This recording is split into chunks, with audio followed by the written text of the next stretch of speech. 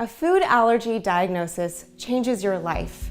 It affects you, your family, your education, your career, your everything.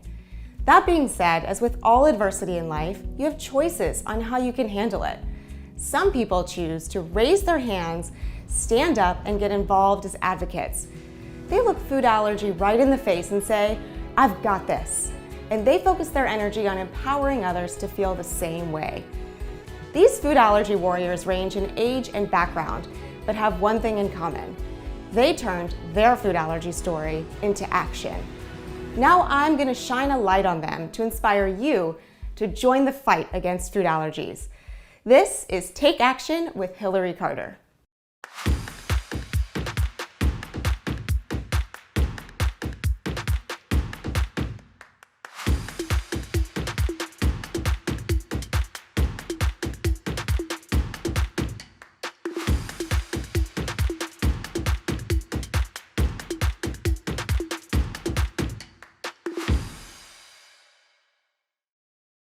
Hi, and welcome to Take Action. I'm Hillary Carter. I'm a food allergy mom, advocate, and member of FAIR's Board of Governors. Today, I am absolutely honored to have Dr. Ruchi Gupta with us. She is a professor of pediatrics and medicine at Northwestern University Feinberg School of Medicine and a clinical attending at Ann and Robert H. Lurie Children's Hospital of Chicago. She has more than 17 years of experience as a board-certified pediatrician and health researcher. She currently serves as the founding director of the Center for Food Allergy and Asthma Research. Dr. Gupta is world-renowned for her groundbreaking research in the areas of food allergy and asthma epidemiology, most notably for her research on the prevalence of pediatric and adult food allergy in the United States. In addition to 140 publications, she is the author of the book, The Food Allergy Experience, and the new book, Food Without Fear, which I am so excited to discuss today. Dr. Gupta, thank you so much for joining me. Oh, thank you so much for having me, Hillary. I'm honored to be on your show. So I told you this, I'm giving everybody a little insight, but I told you this before we popped on, I'm obsessed with your book. I have all the tabs. It is highlighted. I mean, it was like the most fun thing wow. In so long, and it's so dense and it's so filled with just brilliant research and such an amazing overview of the world that we live in. So thank you so much for creating this for our community. Oh my goodness, my absolute pleasure, Hillary. And that just warms my heart so much that you've read it so thoroughly, probably better than I have. You know more than me. So I highly doubt that. And I want to go through the whole thing. That's what we're going to do today. We're going to talk all about this book. But before we jump into that, I want to really talk about this prevalence data that you have created for us, because it's so important for everyone, our own community, the FDA, pharmaceutical companies, to understand this big epidemic that we're dealing with. So just in case anybody out there doesn't know these numbers, I'm throwing them out. 32 million Americans have food allergies, including 6 million children under the age of 18. That's 1 in 3 children, or roughly 2 in every classroom. 40% of children with food allergies are allergic to more than one food, including both of my kids. And American families spend $25 billion annually on caring for children with food allergies. And then when we take the scope a little bit wider and include intolerances, an allergy or intolerance to one of the top 9 food allergens affects the purchasing decisions of 85 million people in the US alone. Yes, that's a lot of people. That's a lot of people. We have serious things going on here. So no wonder you wrote this book. Yeah. And what I'm dying to know is, you wrote this during COVID. So tell me how this book came about and how it was writing it during the pandemic. Wow. Well, the book started over 5 years ago. So the concept has been going on. COVID gave us a chance to just get it past the finish line and get it out there. But the idea actually came off of those numbers you mentioned. So it's hard to visualize what is 85 million people. But in the adult survey we did, we found that 1 in 5 adults told us they had a food allergy. They were reporting a food allergy. But once we looked at the data more carefully, we realized probably closer to 1 in 10, which is still a lot, but a lot of the others may have another food condition they don't even have the right diagnosis for, and then only 1 in 20 were going to a doctor, because what do adults do? They eat the food, something happens, you're like, oh, okay, maybe it's a food allergy, I'm going to stop eating that food. And you don't really think, oh, let me go get a diagnosis. So this book, the idea of it came from, okay, let's help people understand, if you eat a food and something happens, how do you figure out what it is? So we have the quiz in there, we have the spectrum. I know we're going to get into it. And we really just want people to understand it. It goes back to the name of your show. I mean, it's take action, right? You have to take action for yourself and better understand what condition you have or your child has, and then diagnose it properly and figure out what are treatments that you could access, and how do you manage it, to stay safe. So yeah, that was the ultimate goal of the book. Well, it's so important because there is such a wide spectrum, as you call it, the food allergy spectrum. It includes the IgE mediated food allergies that the FAIR community is really familiar with. Yeah. But there's intolerances. Then there's the masqueraders that you talk about in the book. And it's a huge spectrum. So give us a little overview for all of the opportunities there are out there to have something wrong with your body when it comes to food. Oh, it's so wide, right? Because food is, so many things can be associated with food. The simplest being bad food, giving you food poisoning, which we all know and have experienced at some point in our lives. And so that's the most basic, but how do you know it was food poisoning? And, a lot of the symptoms are very similar, right? It's vomiting, which is a common symptom for IgE mediated food allergies, which is a common symptom for many of the intolerances. And then for the GI conditions as well as infectious conditions. So that's like this massive spectrum. You've got immune mediated, what we know in the FAIR community, IgE mediated food allergy. But then as you move across the spectrum, there's, non-immune mediated conditions. And those are what we call intolerances, where you're often just missing an enzyme to break down that food. And so you get a lot of GI distress, cramping, a lot of the tightness. And then a lot of times people also report symptoms of fogginess or headaches or, just overall lethargy or tiredness. But then you have all the GI stuff, which is so important, which has similar symptoms, so inflammatory bowel disease, you have celiac, you have, things that are very, very important to have a proper diagnosis and management of. So because the spectrum is so wide, what you really need to do is understand your symptoms. Like, what food do you eat? Is it associated with a food or is it all food, right? Because a lot of the GI things happen with any food, just from eating. So is it a specific food or just any foods give you those symptoms? And then what are those symptoms? If it's all GI, that's really important, but really pinpoint the GI. Is it cramping? Is it diarrhea? Or is it vomiting? Because they're different. And then other symptoms, that we see a lot in IgE mediated, the hives and the trouble breathing and the throat closing, and, all of those need to be documented. So what you ate, when it happened, how soon after you ate did it happen, and then what symptoms you had. And then you can start putting those pieces together in the quiz or on the spectrum and kind of narrow down, the potential diagnoses. It's overwhelming to think about because there's so much to choose from, but you do an amazing job in the book of really giving an explanation, a deep definition of all of the different options. And you have a food log in there. And it's so important for people to really take action with their own health and really write everything down. I know when my kids were early in our food allergy journey, I literally was writing down every single thing they were eating and any sort of reaction. And so it's so important, if you're entering this world, to make sure you do that. Good for you, Hillary. And I think that's really important for people to hear, right? Like, so how did you determine what was going on? Like getting the foods, getting the symptoms, and then taking them to your doctor, right. And then you go into the testing and, diagnosis and potentially, further testing, right? Like, so you do your IG or your skin prick test, and then maybe an oral food challenge. And so it's this whole stepwise approach, but it starts with you jotting down every food. And then, yeah, I the other piece of me that you didn't mention, which I know a lot of people are like, do you want to mention it? But I too am a food allergy mom, right? So my daughter has food allergies, multiple food allergies. And so it is my world as well. And I notice it in myself, like how do you, as a busy parent, like organize all this and make sure they're getting the best care? It's definitely, it's so much. And I do think so much of, I mean, you are an amazing researcher and clinician, but it adds so much, I'm sure, to have that personal story as well and understand it from a food allergy mom side.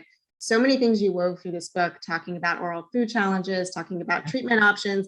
I could also hear you as a mom going through it. And it so helps to have both sides of it. So everyone's going to enjoy reading through this. So let's talk about the testing. All so right. You just briefly talked about blood tests, skin tests, oral food challenges. I'd love to chat about the fact that skin testing and blood testing often has false positives, which is why we get to the oral food challenge. So we're talking about IgE mediated food allergies. What do people need to look for accurate testing? Yeah, and this has been one of the biggest issues with getting a good diagnosis. And I think this is so important because you eat the food, you have a reaction, you go to an allergist, and the allergist will do one of two tests, a specific IgE, which is the blood test. So a peanut specific IgE, if you're worried about peanut or any other foods, and then potentially a skin prick test. And the skin prick test will be specific to all the foods. Now, the problem with both these tests is they have a great negative predictive value. So if it's negative, you probably don't have that allergy, and you can feel pretty confident about that. But if it's positive, then the positive predictive value is very low. It's almost like a flip of a coin. And that's why, for everyone listening, it's so important not to just test foods that you're not worried about, that you're eating in your diet and you're fine with. Don't test them. Don't do the over-counter test. Don't do it at your allergist's office. Really focus in on testing foods that may be the culprit. Okay, so that's one. Because the way we make the diagnosis then is you have a reaction to that specific food, and then your test is positive for that specific food. So if you don't have both of those, so if you say, I don't know, it was like a dish that had so many different ingredients in it, I don't know which one it is, then it's really hard to tease it out. You have to think of what's already in your diet. It probably isn't that. And then what's new to your diet and try to incorporate that. So those are some important pieces. But then what you mentioned, the final test, the gold standard, drum roll, is the oral food challenge. And the problem with the oral food challenge is if you've had a reaction, it's really taking your child again in a room and feeding them the food that you think they reacted to and seeing if they actually react to it again, in your doctor's office. So it is scary for people, but it's the gold standard because you're eating it and you're seeing in front of you if you actually react, and your allergist is ready, to give you epinephrine and take care of you if you do have a reaction, but then at least it's confirmed, like, for sure. And I think that is what's so important about an oral food challenge if you are uncertain about the diagnosis. Now, there are, I talked a little bit about it in the book, but what we're really excited about is there are a number of potential diagnostics coming out into the market, and they seem to be much more accurate than, those, the first two I mentioned, the IgE and the skin prick test. So we are very, very hopeful that in the next couple of years, really, we'll have better, more accurate testing for the IgE mediated food allergy category. I really hope so. I can't wait for that day. And I know FAIR is doing the diagnostic challenge, trying to help sort of, spur that research on a little further. Right. So I'm looking forward to a few years down the road, maybe, because we need it. My family, we've been through 25 oral food challenges, 25. Oh my goodness. But we passed 23 foods, and each boy had an anaphylactic reaction in the challenge. But again, we were with our allergist. We knew we were fine. We felt safe. So anyone watching, don't be afraid of those oral food challenges. They really can be life-changing. And you talk in the book about sort of the statistics behind it, that even if somebody fails a food challenge or has a reaction, you still feel better because you have a definitive answer. That's so right, because so many people don't have a reaction for years and then wonder, well, do I still have it? Does my child still have it? And sometimes that's when they take chances, right? They eat a little bit because they're like, well, maybe it's gone. So instead of doing it at home, if you're wondering if it's still around, get to your allergist and do it in the office in a safe space and find out. And that is so, what an amazing story, Hillary. Congratulations. 23 out of 25. We've been very busy around here. I don't know how you do that, but that's constant oral food challenges. But anyway, they are so important. And so that while that's what we have, I urge everyone to work with your allergist if you have anything in question, just from a mom standpoint. So let's move on. Let's talk about eczema. Let's talk about the microbiome. Ooh. Let's talk about risk for allergies. So something that you put in the book, which I've heard before and I love, is through the skin, allergies could begin. Through the diet, allergies stay quiet. Tell us about that. So this is a really interesting hypothesis. And it is saying really when your infant is, when you have your baby, and they have eczema. So a lot of us, I don't know, did your kids have eczema? Yeah. Okay. Oh, yeah. So did my daughter. Terrible eczema. And so if your baby has eczema, which is really broken skin, right? Your skin barrier is compromised. And so if that is happening in your baby, what happens is if they are exposed to the food protein through their skin first, then it causes your immune system to react in a different way. And it actually skews your immune system to go down what we call the Th2 pathway, which is developing allergies. Now, if you introduce the food through your gut, it causes your immune system to react in a different way and identify that food as non-harmful. And then it takes you down the Th1 pathway to not having allergies. Now, the reason this is so important is because back in our day, our infants, our babies with severe eczema, we didn't know this, right? So if you're eating, which I did, it's a healthy food, right? Nuts and pregnancy are good for you. And if you're eating them and your baby has eczema and the protein is falling on their skin and getting into their skin, that could be skewing them into developing allergies. Now, it's interesting because even today, we don't recommend or we don't talk to new parents about this.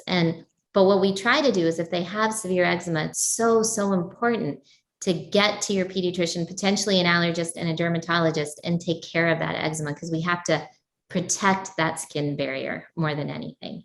And then the other big thing with that is it's so important to introduce the food through your gut, right? So having it oral. And so now, the guidelines changed from do not introduce peanut to your babies until they're 3 to introduce them early in that first year of life. And preferably, if they are at high risk with eczema, then around 4 months of age.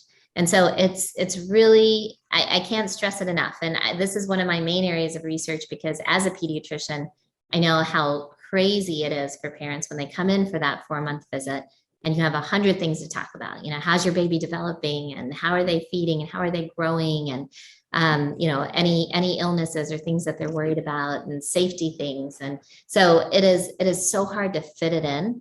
So this, Hillary, what you're doing, again, take action. If you are a parent, a new parent, and your baby has eczema, then be proactive and talk to your pediatrician and get to an allergist early so that you can start feeding early. Because what the study showed is if you get peanut products into their diet early, they have an 80% reduction in developing peanut allergy. So it's so amazing. Yeah. So, what other prevention have we seen like that? And me and you with kids who have developed food allergies know, the number one thing if I can do in my career would be to try to prevent it, for other families and other children. So yes. Absolutely. And my kids are very young, but I still think about my grandchildren one day and how do we make sure this is not an issue for their generation? While we're talking about this, I'd love to talk about 2 studies that you're working on, iReach and SEED. Yes. Talking about prevention. So let's just stay here for a minute and get through it because it's fascinating what you're working on. Tell us about it. I'd love to. So what happens with research? And again, I know I keep saying it, but I love the phrase take action is we published a study, right? The team out of London published this amazing study showing 80% reduction in developing peanut allergy. The NIH, specifically the NIAID, brought us together, a big committee that I was on, to make new guidelines. AAP changed their guidelines, said introduce peanuts early, peanut products, not real peanuts. But and so all of this happened. And then what? Then it doesn't translate to families, and it doesn't translate even to the pediatricians because they're so busy. And so iReach is an NIH funded study trying to help pediatricians get this information out because there's such a small window, and if you miss it, it's gone. So what we're doing, is getting these pediatricians a clinical decision support tool in their electronic medical records that reminds them, like this is a 4-month-old. Are they at high risk? If they are, takes them through, order a specific IgE to peanut. I did this in clinic this morning. We had actually a 3-month-old who had severe eczema. And I'm like, oh, let's get started. Let's get an IgE to peanut. If it's negative, let's talk to them about introducing a little bit of, peanut butter right when they're ready to start eating, mixed with water. So it's 2 teaspoons, and then you mix it with like 2 teaspoons of water or formula or breast milk or applesauce, whatever you want, just to make it not so sticky, and start getting it into their baby. And so we had this conversation this morning. And now if it turns positive, then we need to get them to an allergist within a week, preferably, because then the allergist has to assess them and introduce peanut products in their office. So I think helping pediatricians, but this was me in resident clinic, and my resident didn't think about it. She was fixated on a lot of the other issues, that the families brought up. So it's just one additional thing. And how do we get pediatricians to remember that with their list of things that are happening at that age? And that is through clinical decision support, through technology. So we have 30 clinical sites. We have over 10,000 infants already in the study. And what we're going to see is if our clinical decision support helps the pediatrician, and then if the pediatrician does tell the family, then we're going to find out from the family if they did it, right? Because you can, we can't do everything. You still have to go home and make it happen. So, and if they didn't do it, why? So we can address the barriers. And if they did do it, then we follow these babies out and see if we did actually reduce, the incidence of peanut allergy by the time they're 2. So it's a very exciting study. Hopefully through it, we will have tools we can give pediatricians across the world that we know work, that will help them help their families. And then on the other side, we're developing tools for the parents, which FAIR is too with their Babies First website. So I love that we're trying to get that awareness out there, but we actually just did a survey of parents across the country and found that 70% said they hadn't heard of this. New parents of newborns. And so, there's still so much education work to do. And that sounds incredibly important what you're doing. I know in my experience, and I have loved our pediatrician. It's not where we have the food allergy conversation at all. And so it's so important to catch them at that point and to make sure that conversation happens early and the education is there. I'm fascinated to see what happens with that study. Thank you. And then the second one you mentioned is the one that we're doing with FAIR, which we're very excited about. It's called SEED, and it's Start Eating Early Diet. And this study, what's the first thing I get asked when I talk about early introduction of peanut products is, well, what about the other foods? Because peanut's one of what we call the top 9, food allergens. So am I supposed to introduce all of them? Because I've had a couple babies, and I feel so bad about it because I've had a couple babies start peanut products, and then as they get older, they develop tree nut allergies. And so I have a couple that are 1.5, and they have like cashew, pistachio, right? Like the walnut, all those allergies, but they don't have peanut allergy because they started it early. And they're like, oh no, was I supposed to do these others? And the problem is we don't have the data. So although I can say, what I say is start whatever foods, we think that it will work in the same way. We don't have the data, but if you're comfortable, diversify their diet. add in as many foods as you can. So in order to get that data, so we can change the recommendations once and for all, we are doing a study where we're introducing 8 of the most common food allergens in babies. And we're going to hopefully in the next couple of years have answers to do the other foods work the same way. There was a study that was done similar to this in London with the people who did LEAP. It's called EAT. And it did show a trend to effectiveness, but it wasn't significant because it was too much for parents. It's hard to be compliant when you're telling them to feed 6 foods to your baby every week. So we're going to do it in a way where we're sending them the food. We have a schedule for them. We have a coach that works with them, because you really need to keep it in your diet. That's really important. You can't just introduce it and say, oh, okay, my kid's not allergic. It has to stay in the diet. So yeah, so it's very, very exciting. So we're thrilled that we're going to kick that off in the next month and start enrolling patients. So hopefully we'll have more answers soon. That's amazing. And I love all the things you're doing to ensure compliance, because it's so hard in clinical studies and in research. And it's so hard to keep all those foods in your diet. Passing all those food challenges, I now have to make sure I keep all those foods in my kids' diet. And so every night I'm like doing a little bowl of random foods. So I know how it goes, but it sounds like you have an amazing infrastructure set up, and I can't wait to see what happens. We're trying. And the other big thing I do want to mention, because it's so important, is in this study, we're going to make sure, because we're in Chicago, we're in a big city, and we are really focusing on getting a diverse sample of babies. So we are, the big question with some of the other studies is, well, does it work in all racial groups? Does it work, like in different income strata? What are the barriers for different people? And so we are going to make sure that it is racially, ethnically diverse, as well as have a good amount of income. The income strata is going to be wide. So we can actually better understand how we can get these guidelines, the new ones, out to all families and all babies. Because I think what a lot of times happens with these guidelines is it gets in to, the more educated, different populations, but it doesn't get, to everyone. And that's when you start seeing that disparity, right? And that's what we're seeing in food allergy now.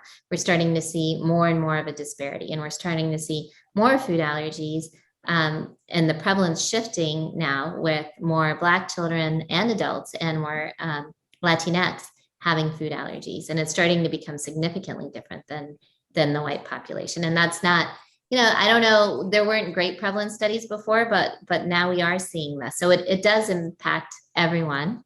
And there doesn't seem to be, this difference. And that makes sense, because that's kind of what we see in asthma, and that's what we see in eczema, right? All of these are atopic conditions. So you mentioned that, what about eczema? It's the march. So eczema, then you develop allergies, and then it could go into asthma. And not everyone has to have everything, but you have a higher likelihood. What about your kids? Can I ask all these personal questions? You absolutely can. I've been very public about it. So yes, they both started with eczema. My younger son, much worse than my older son. They both developed food allergies. They were diagnosed within 2 months of each other. They were both they did develop asthma. They now have already sort of outgrown it, which I'm just knocking all the wood. But we do still have our inhalers. So if there's ever a reaction, I go right to that. And they do have hay fever. We did allergy shots, and the allergic rhinitis has really mostly resolved. So we went through the whole thing, and they're only 9 and 11. We went all the way around, but we're working on it. But that actually, if you want to go personal, you talk about treatment options in your book and really provide an amazing overview of the hope that's on the way. Mm-hmm. In my family, we have started OIT. We started in August. Wow. And it's already just been so empowering, and it's such a personal decision, and it's such a lot to consider. But tell us a little bit about OIT, sublingual immunotherapy, epicutaneous immunotherapy. Obviously, there's avoidance. Yes. But give us just a little overview of what options people have today. Oh, definitely. And Hillary, I feel like you could do this. Like you've done all your homework. But yes, so the OIT, which I'd love to hear your experience with, oral immunotherapy, there is one FDA-approved treatment now, and we're thrilled with that. And that's for peanut OIT. So that is the only FDA approved treatment we have. And so that is, one treatment that I think most allergists are now providing to their patients. Now, you can undergo OIT for multiple foods, but there are a limited number of providers that are doing it. It's increasing as we see that it works for one. Similarly, people are jumping in and saying, okay, well, we're seeing the data that the providers that are doing OIT, it seems to be working. So I know here in the Chicago area, there's 2 allergists that are doing OIT for multiple foods. But again, that is kind of an out of pocket. You go in and you have to take care of it yourself. But and you have to find the right provider for you. And that's just in general, the right allergist for you. But again, one FDA approved treatment that anyone can access. And then OIT for other foods is starting to come out. So hopefully we'll have FDA approved treatments for other allergens. The company, the Palforzia, the peanut one, and then they're developing other ones along the way. Now, that is exciting. So what's out there right now is you could do the FDA approved one, or you can do kind of the private practice OIT. Also, what's out there, what a lot of providers are providing is sublingual immunotherapy that you mentioned. And that's, same concept, a small amount of the allergen, but under the tongue, right? So it is drops usually. And a lot of providers are doing it now because they believe in it. And data is starting to come out that shows that it can be effective, but it is not FDA approved. So again, it's a treatment that would be out of pocket, and you would, have to find a provider that was offering it. So the third one you mentioned, well, since you know all this, is epicutaneous immunotherapy, and that's the patch. And we have been waiting for this. For a while. Yes. Can't wait. Yeah. And I think COVID, I don't know. But anyway, hopefully that'll be out soon, but it's the same idea through the skin. So epicutaneous, so small amounts of the food protein through your skin. And that will probably start with peanut as well, and then move on to other foods. Then what's really fun is there's all these biologics that are coming into play. So a lot of studies have looked at Xolair or omalizumab, that in combination with OIT. But now they're looking at that as a standalone therapy, along with other biologics that are just right behind it, dupilumab, et cetera. I mean, there's a couple that are coming out and they're in clinical trials now, and they they block part of the pathway, the immune pathway, that then blocks that cascade of events that happen, when you have an allergic reaction. So they do seem promising, and I'm hoping in the next, again, 5 to 10 years, you're going to have the biologic options. You're going to have OIT, which is approved and FDA approved, and you can get it anywhere. Epit, sublingual, and then there's even more. There's multi-OIT, where they're in clinical trials to test multiple foods at the same time, so you don't have to do one at a time. There's other therapies. I think vaccines are being developed now. So yeah, so it is, talk about hope. I mean, I have been, like you said, in this space for 17 years. My daughter is 15 now, and has had food allergies since she was 1. And now it's just a surge. Like when I started, there weren't many even researchers looking at it. Now, not only are there so many amazing researchers in the space, but industry is getting in the space. And it's because there's a lot of need. So yes. There's a lot of need. Thank you so much for that incredible overview. And again, there's so much detail in your book. And I look down every now and then because I have these stats that I want to get right. But talking about OIT, in your book, it says, by some estimates, the number of providers in the US who offer off-label OIT is estimated to be around 2% of board-certified allergists. So looking forward to that growing. Yes. Also, a study of geographically, clinically, and socioeconomically diverse, nationally representative sample of US households, including both adult patients and caregivers of children with food allergy, found that 72% did not know what oral immunotherapy was. Yes. So again, more reason to read your book, figure out what this is. We still have such a long way to go with education. Last thing that I want to point out that you included, which was mind-blowing to me. Analysts predict that the food allergy treatment market will reach 40 billion by 2025. So anybody here, any entrepreneurs, scientists, venture capitalists, let's get going. I can't wait for more options. I'm going to do a little bit of a pivot. I don't want to keep you all night long, but there's so much to talk about. And you really talked a lot about labeling in the book. And I do really feel strongly that is so misunderstood, in our community and certainly outside of our community. So I want to talk a little bit about it, just so we can do highlights. But you started with an example about a study talking about a cheeseburger at a fast food restaurant and how it actually had 50 ingredients basically from all over the world, which is disgusting. So there's so much going on. There's the Food Allergy Labeling and Consumer Act. There's precautionary allergy labeling. Give us just a top line overview of what the actual facts are when it comes to labeling.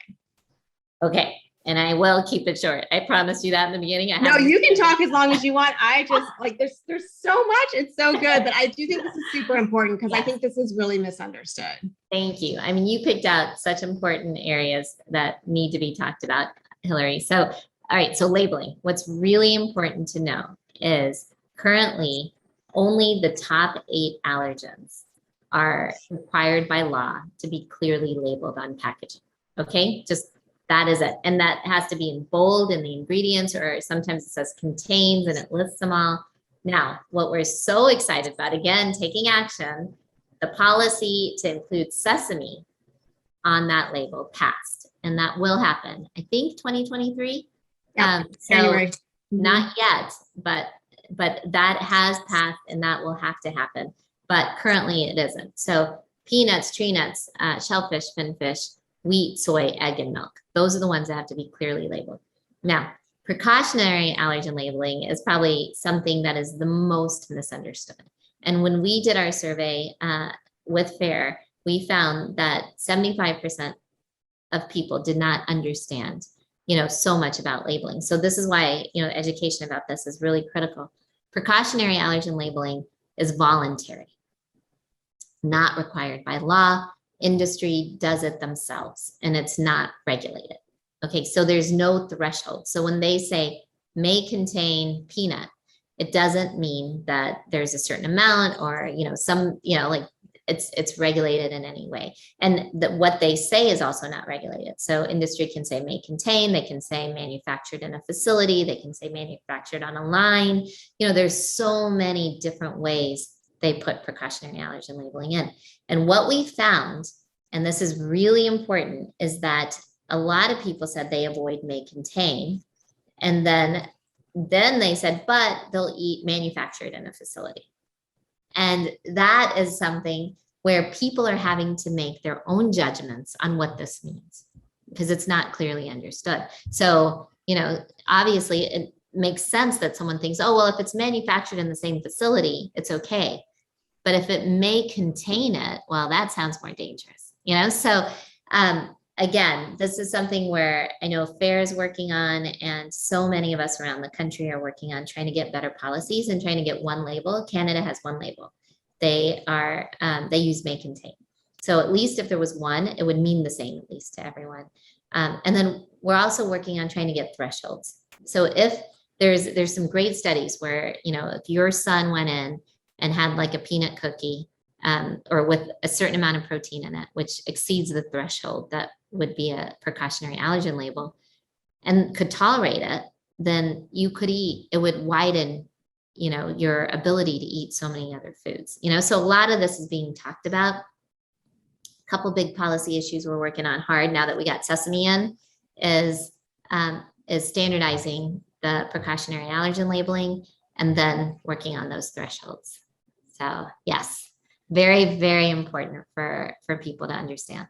Absolutely. I've heard so much misinformation, and I've talked to so many people who said something similar. That's one saying that more to them than another, and it's not regulated, and it really can all mean something different. So thank you for going through that. So we need to wrap it up because again, I could talk to you all day long. I'm going to ask you one last question. The end of your book is about thriving with food allergies and also acting locally, thinking globally. In my opinion, it sounded very much like Take Action. Yes. What would be, if you had just a few final tips that you would like to give to the audience about how they can take care of themselves, take action with their food allergies or intolerances, what would it be? Wow. No pressure. I mean, my goal along with yours, Hillary, I think is to empower people, to really empower them, understand your food allergies, check them every year because you can outgrow them and you can develop new ones, have the management plan, have your epinephrine, have your plan, anaphylaxis plan, know how to take care of yourself so that there's so much quality of life issues with food allergies, food intolerances, because you're avoiding that food every meal, so really empower yourself, take action for yourself and have all those pieces in place and then learn about treatment options, because now, there is that hope. So that would be one. The other thing I would say is, both of us as parents of kids with food allergy, we know how much it impacts you and lean on others who have been through it before. So form your community through organizations like FAIR, support groups close to you. It helps so much. I mean, the people who supported me when my daughter was diagnosed, even though I did research on this, I'm a pediatrician, I'm a researcher, like still you're a mom and you need to learn how to navigate stuff in school, with the teachers, with your friends, with their friends. You want them to live, the best life they can, so lean on others. And, we're all here, we're all in it together. And that's the whole butterfly effect in there and the whole global thing, where we got to lean on each other because you're not alone in this. And I think it's really important to know that because so many times you can feel very alone in that space. So yes, lean on us. That's what this is for. And find your community. Love it. Wonderful parting thoughts. And tell us where we can find you online, how we can find your book, where we can find your website, all the work you're doing. So our research, it's, our center is CFAR, Center for Food Allergy and Asthma Research. So it's cfaar.northwestern.edu. That's where you can get a lot of our resources. We have a ton for schools, daycares. We built a college video now. So we have a lot of free resources on the website. The book is foodwithoutfearbook.com. And on that website, you'll see anywhere you can buy it. It's on Amazon and all bookstores, hopefully. And then you'll also get the quiz on there and the spectrum. So you can at least see some of the main areas of the book on the website. And then, and then my website, it's going to be ruchigupta.com, but I don't think it's done yet. So, so go to those other two for now. But and you're on Instagram now. You're an IG newbie. Yes, thank you for noticing. I know it's very fun learning. I know it's a whole new world. It is. Awesome. This has been such a huge pleasure. I really, really cannot tell you how honored I am that you would take time to chat with us. And it's never been easier for me to wrap an episode because you guys at home can take action by getting the book. Now we know what to do with ourselves. Thank you for everything. As always, if you guys need someone to lean on, I'm here as well. My website is hillarytolcarter.com. I'm on social media at Hillary Tolcarter. Dr. Gupta, thank you so much. And thank you at home for watching. Thanks, Hillary.